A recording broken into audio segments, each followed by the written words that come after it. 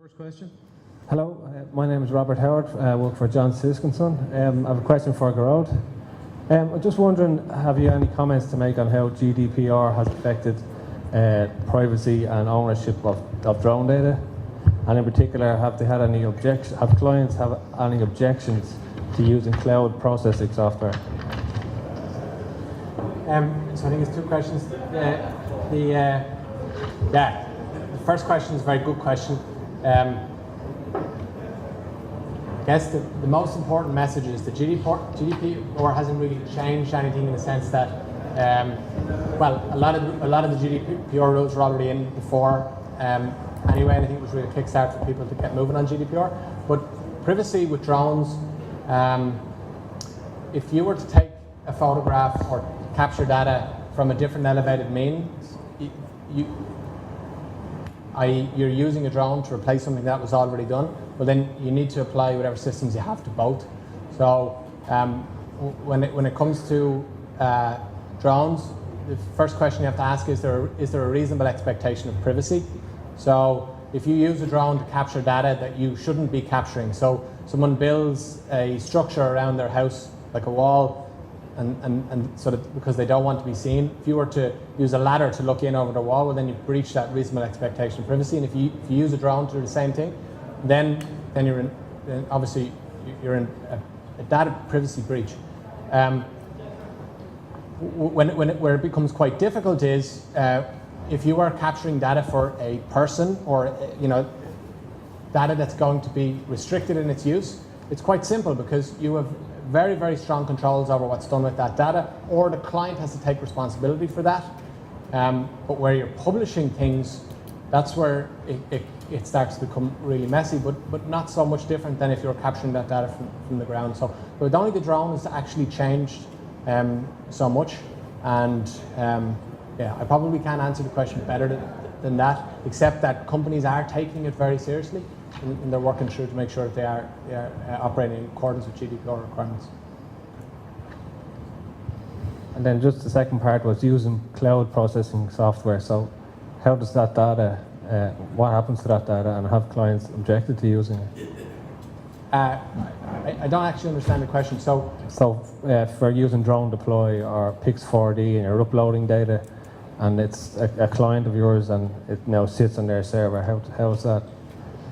Yeah, so to be honest, I haven't actually encountered someone raising it as an issue. I'd have to check and see, because obviously Drone Deploy are an American company, so it's an interesting question. I'll be interested to see have they actually changed something since since May last year or this year. So I have to say I don't know because nobody's actually raised it as a specific problem. Okay, I'll go and research it tonight. Thanks, Garrod. Appreciate it. Okay, thank you. Anybody else? That's Alan here at the front. Yeah. Yeah, just wondering about the merging of drones and scanning. I mean, what developments have there been in that particular area? We all associate drones as having cameras, but drones now having scanning ability. Yeah. So I guess and Ricardo may be able to touch on this, but for example, Murphy are using drones, but the really important message is that drones aren't the be-all and end-all. They're not going to solve all your problems. So if you already have sensors and you want another way to use them, then the drone is a great way to expand or to make your operation more efficient, or to get those jobs that you don't want a person to do, to carry those out. The one thing to note is that with scanners, particularly with LiDAR scanners, if you're doing LiDAR survey rather than just regular photogrammetry, where you just need a camera, then LiDAR is still relatively heavy. You're going to need quite a large drone. So it's not an entry-level operation, whereas anybody can buy a €1,500 drone and do photogrammetry. So you could buy a drone and you could make a 3D model of your house relatively easy. But using that in an industrial application, you're probably going to also be doing a lot of ground-based work still, because you're trying to expand what you already have rather than replace exactly what you have. Well, survey-grade drones have GNSS devices on board that allows us to position the information in mapping grade terms. We can also use ground control points to reference that information further if we need greater accuracy. So in terms of referencing data together, it's a combination of approaches that are used. Regardless of the device we use on board the drone, it's all about spatial coordination, let's say. And there's a number of devices that can be used and techniques that can be used to make sure that all information is meaningful in terms of spatial coordination. I mean, given the relative immaturity, or you could say drones are quite mature, but the relative immaturity of drone usage in construction or even in other industries, is it not fair to say that there could be further restrictions on the use of drones in the future, given our preoccupation with GDPR and privacy and so forth, and respect to third parties? Yeah, I think within the aviation industry, aviation industry is one of the most heavily regulated in the world, so much more than, say, shipping, and you see the accident rates are so much lower in aviation. But because industry in so many areas is so much behind the use of drones because of the efficiency that it provides, regulators seem to be kind of getting out of the way. Like, for the first time ever, next year the European Aviation Safety Agency, they're planning on doing something which I've never seen a regulator do before, and they're actually writing into law that the manufacturers of these aircraft are going to have to provide the ability for the drone to be able to do two things. One, that national regulators or enforcers, so that the Gardaí in Ireland, will be able to interrogate the drone from the ground. So they'll have an app, they look through their app in an augmented reality style environment, they'll look through the app and see the drone, and they'll be able to pull all the data of who's flying the aircraft, do they have a license, are they flying too high, all of this information, similar to what Donald was talking about in terms of the pace that we're moving forward, the information. So the regulators are forcing the companies to facilitate this, and by the way, that's all possible, it's all very easy to do, but now to sell one of these aircraft in Europe, you have to have a CE rating which states that you have that capability. And the second capability would be built-in geofencing, which would say that drones are hardwired so that they can't fly above the license that you have to get that drone. So the drone that I had here, there'll be like 3 different versions of it. There'll be the version that a child can go in and buy in a shop, and you can try and fly it as high as you want, but it won't fly above 50 feet, and so they'll passively regulate the aircraft.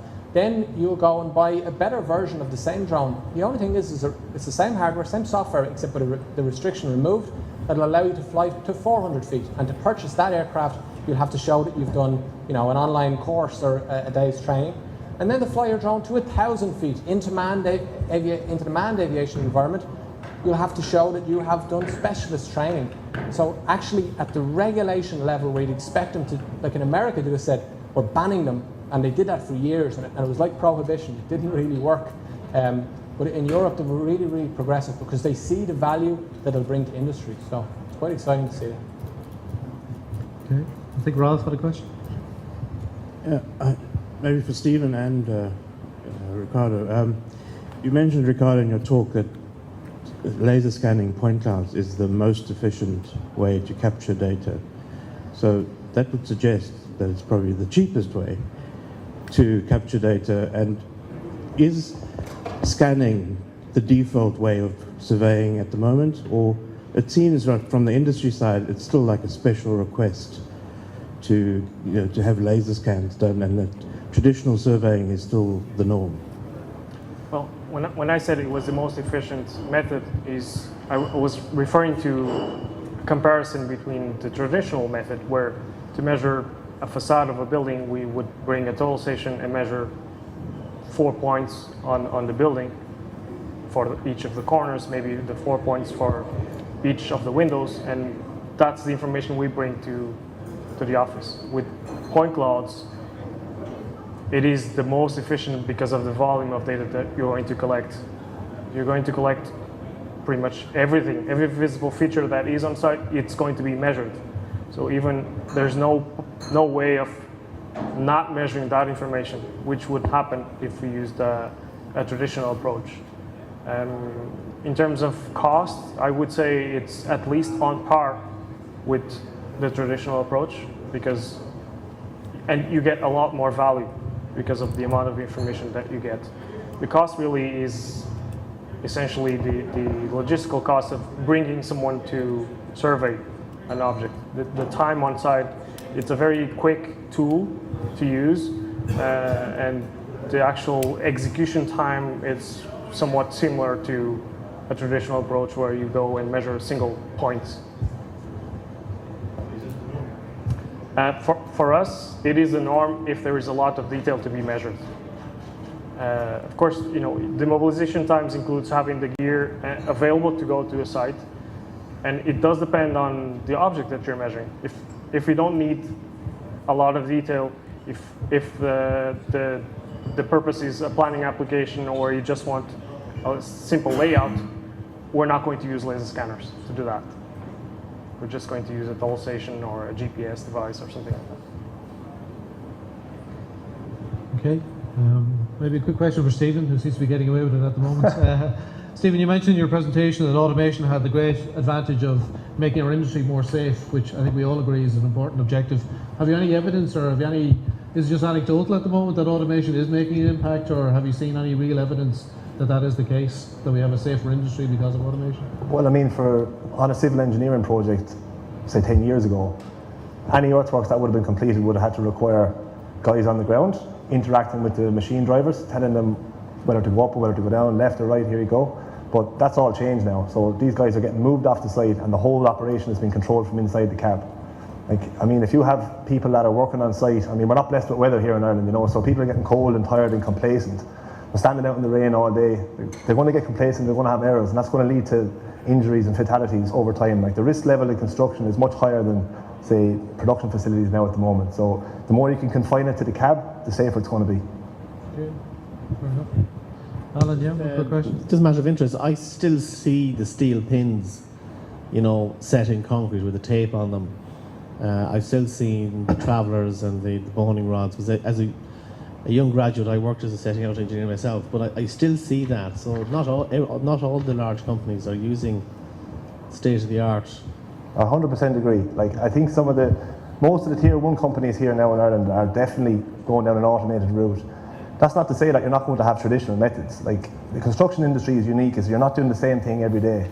Like, every task you do on a given day is in a different area, has different logistical aspects to consider. So you're going to have a mix of traditional and automated. I think for the small to medium sized companies, they're the ones that are really kind of on the knife edge at the moment. Like, the early adopters are sort of coming through now. And so I think there's a good chance for them to kind of really get good competitive advantage out of adapting to automated processes, whereas I think the tier 1 companies are definitely doing it, yeah. The Komatsus and the CAT and the JCB companies that supply the machinery, presumably they have smart kit in their cabs. Yeah, well, they don't. Some of them come ready for certain manufacturers. Yeah. We actually supply the hardware and the software that gets fitted to those machines. Okay. And then what happens is architects or designers will send through design information in 3D format. The engineer that's on the site will manipulate that data, convert it into a machine file, import it into the cab, and then automatically the driver is in the cab and can see exactly what needs to happen in front of him. So it doesn't work with 2D? You can work with 2D or 3D, yeah. Okay, I'm kind of conscious of time. Oh, sorry, one last question maybe on the left there. Sorry, just Stephen, on what you get from the design team, do you just look for a tin surface of the formation level?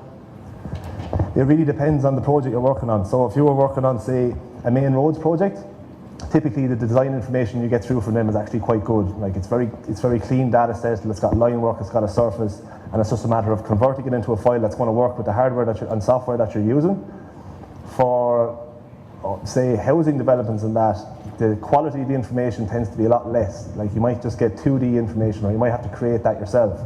So it does require a little bit of nous when it comes to having not so much CAD expertise, but just a little bit of knowledge on how to create a 3D model and create a surface, and knowing what you want to achieve and creating a machine file based on that. Okay, I think we're almost at coffee break again. So at this stage, maybe I'd just like to thank the speakers again. Stephen, Garrod and Ricardo, and Donald could be here earlier. So thank you very much.